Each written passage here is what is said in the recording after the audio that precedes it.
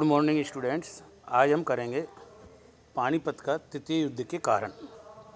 पानीपत का युद्ध स्थल भारतीय युद्ध स्थलों में सर्वाधिक विख्यात एवं महत्वपूर्ण युद्ध स्थल है।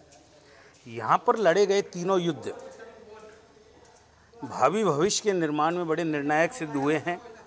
जहाँ प्रथम दो युद्धों ने भारत में मुगल साम्राज्य की नींव डाली एवं सुदृढ़ की, वहीं तीसरा युद्ध जो कि 14 जनवरी 1761 को लड़ा गया था, भारत में मुगल साम्राज्य का विध्वंस किया और दूसरी राजनीतिक शक्तियों को भारत में पल्लवित होने का अवसर प्रदान किया। दिल्ली सरकार की निर्बलता ने भरतपुर में जाट, अवध में बंगाल में नवाब एवं हैदराबाद में निजाम ने स्वतंत्र राज्यों की स्थापना की। इसके साथ साथ अंग्रेज़ों एवं फ्रांसीसी जैसी विदेशी शक्तियों ने भी भारत में अपने पैर जमाने प्रारंभ कर दिए थे, किंतु इन सबसे अधिक दक्षिण में मराठा शक्ति सर्वाधिक शक्तिशाली व स्थायी सिद्ध हुई। पानीपत के युद्ध के पूर्व मराठों के प्रमुख पेशवा बालाजी बाजीराव थे, जिन्होंने मराठा साम्राज्य को वट वृक्ष के रूप में पल्लवित किया। इन्होंने दिल्ली पर राजनीतिक प्रभुत्व स्थापित कर उत्तर में अटक तक मराठा साम्राज्य को स्थापित करने का प्रयत्न किया, जिसके कारण अफगान शासक अहमद शाह अब्दाली उनका प्रतिद्वंदी बना। यही पानीपत के युद्ध का प्रमुख कारण बना।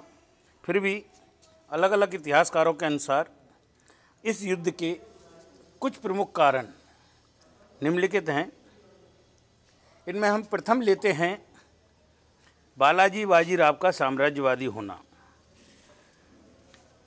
बालाजी बाजीराव अपने पिता बाजीराव की भांति साम्राज्यवादी था। उसने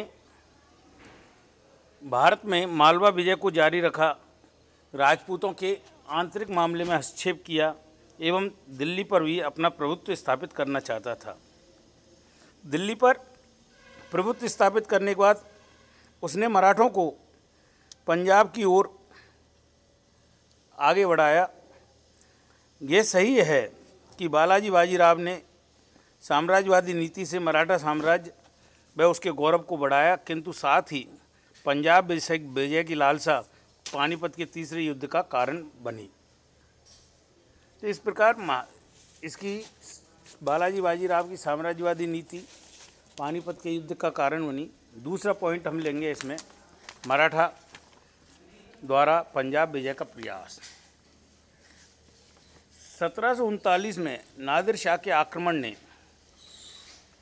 भारत में मुगल साम्राज्य को बहुत आघात पहुंचाया था। नादिर शाह को मुगल सम्राट ने धन देने के अतिरिक्त काबुल, सिंध एवं पश्चिमी पंजाब के प्रांत भी प्रदान किए थे। 1747 में जब अहमद शाह अब्दाली भारत आया तो उस अपने आप को वह नादिर शाह के साम्राज्य का स्वामी मानता था, अतः उसने पंजाब की मांग की तो मुगल सम्राट ने बाजीराव को सहायता के लिए बुलाया। तब बाजीराव तुरंत सहायता के लिए उपलब्ध नहीं हो सका था, किंतु 1752 में बालाजी बाजीराव ने मराठा सैनिक दिल्ली दरबार में तैनात किए। उसने अहमद शाह अब्दाली ने उधर 1752 ईस्वी में पंजाब पर तीसरा आक्रमण किया। उधर 1752 के पश्चात दिल्ली में मराठा राजनीति का हस्तक्षेप बहुत ज़्यादा अधिक बढ़ गया था और वे पंजाब को विजित करने की सोचने लगे थे। उन्होंने मुगल सम्राट से सुरक्षा संधि करके अहमद शाह अब्दाली को दिए जाने वाले सूबों से चौथ वसूल करने का अधिकार प्राप्त कर लिया। इस कारण मराठों एवं अफगानों में युद्ध अनिवार्य हो गया था। तीसरा पॉइंट लेंगे, मराठा राज्य की दैनिक आर्थिक अवस्था। पेशवाओं ने शिवाजी द्वारा स्थापित साम्राज्य को विस्तारित किया था, किंतु इस विशाल साम्राज्य के अस्तित्व के लिए मराठों के पास कोई स्थायी राजस्व व्यवस्था नहीं थी। उनकी आय के साधन चौथ एवं सरदेशमुखी थे, जिनकी वसूली के लिए इनको सैनिक अभियान करने पड़ते थे। राजस्थान के घरेलू मामलों में भी हस्तक्षेप मराठों ने धन वसूलने के लिए किया। दिल्ली में हस्तक्षेप कर भी उन्होंने के पीछे उनका कारण उनकी आर्थिक दयनीय स्थिति थी। इसके बाद भी मराठा अपने सैनिकों का पूरा वेतन नहीं चुका पा रहे थे। अपनी आर्थिक स्थिति के कारण ही उन्होंने नजीब खां से शत्रुता हो गई, जिसने अहमद शाह अब्दाली को भारत पर आक्रमण के लिए आमंत्रित किया। पंजाब में राजस्व वसूलने के अधिकार ने उनको अहमद शाह अब्दाली से युद्ध अनिवार्य बना दिया। मुग़ल सम्राट आलमगीर द्वितीय भी मराठों की आर्थिक नीति के कारण अब्दाली के साथ सहयोग कर बैठा। अतः स्पष्ट है कि अहमद शाह अब्दाली के विरुद्ध 1760 के अंत में युद्ध की भूमिका तैयार करने में मराठों की दयनीय आर्थिक अवस्था प्रमुख रही। चौथा, नजीब खां एवं शुजाउद्दौला से मराठों के संबंध खराब होना। प्रारंभ में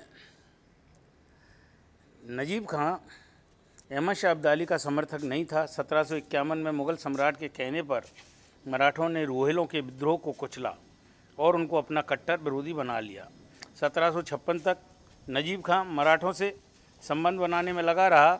मल्लाव होलकर ने नजीब को उसके साथियों के साथ बंदी बना लिया, किंतु उसने होलकर को रिश्वत देकर अपने आप को मुक्त करा लिया और अहमद शाह अब्दाली से अपने संपर्क बढ़ाए। इसी प्रकार नवाब शुजाउद्दौला भी सदाशिवराव भाऊ के दिल्ली पर अधिकार करने के कारण नजीब के अनुरोध पर अहमद शाह अब्दाली से मिल गया, क्योंकि वो हिंदू पदशाही का नाम दिया गया था, इसलिए सभी मुस्लिम शासक एक हो गए। बाद में उसने स्वयं दिल्ली का वजीर बनने की शर्त पर मराठों और अहमद शाह अब्दाली के मध्य संधि कराने का प्रयास किया, किंतु दिल्ली के वजीर इमाद उल मुल्क के विरोध के कारण ये संधि नहीं हो सकी।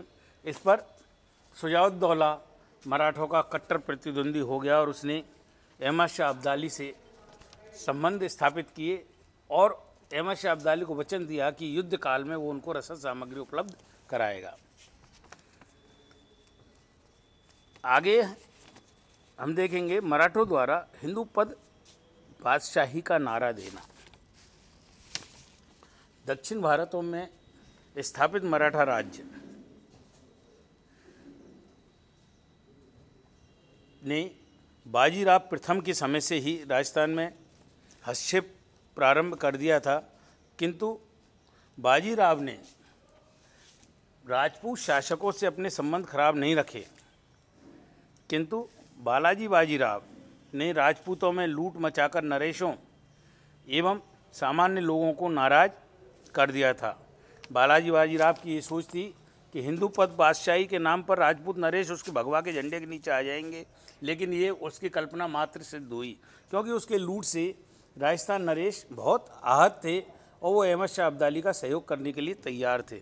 दूसरे, मुस्लिम शासक व मुग़ल सूबेदारों पर इसका विपरीत असर हुआ और वे सभी मराठों के विरुद्ध संगठित हो गए। छठा, बालाजी बाजीराव की अदूरदर्शिता। बालाजी बाजीराव ने अपने पिता बाजीराव की भांति साम्राज्यवादी का नीति का अनुसरण तो किया, किंतु पिता की भांति वह दूरदर्शी नहीं था।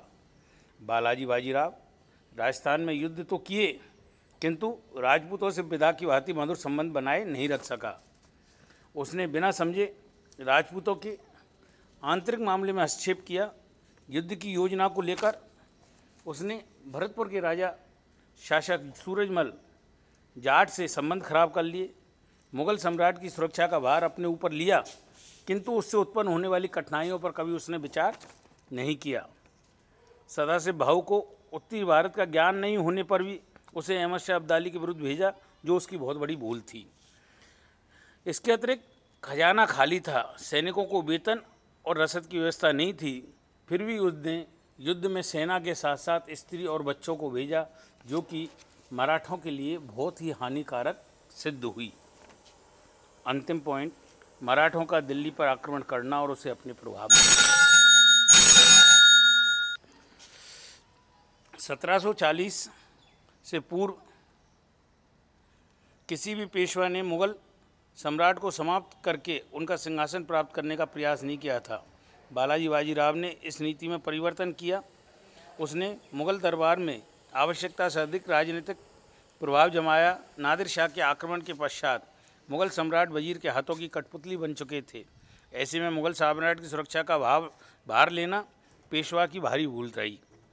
इसके अलावा दिल्ली आने पर ही मराठों को सिंध व पंजाब से राजस्व वसूल करने का अधिकार मिला, जिसने उन्हें पंजाब की राजनीति में सक्रिय बना दिया और जिसके कारण पानीपत का तृतीय युद्ध अनिवार्य हुआ। इस प्रकार हमने देखा पानीपत के ये कुछ प्रमुख कारण थे जिनकी वजह से पानीपत का युद्ध हुआ।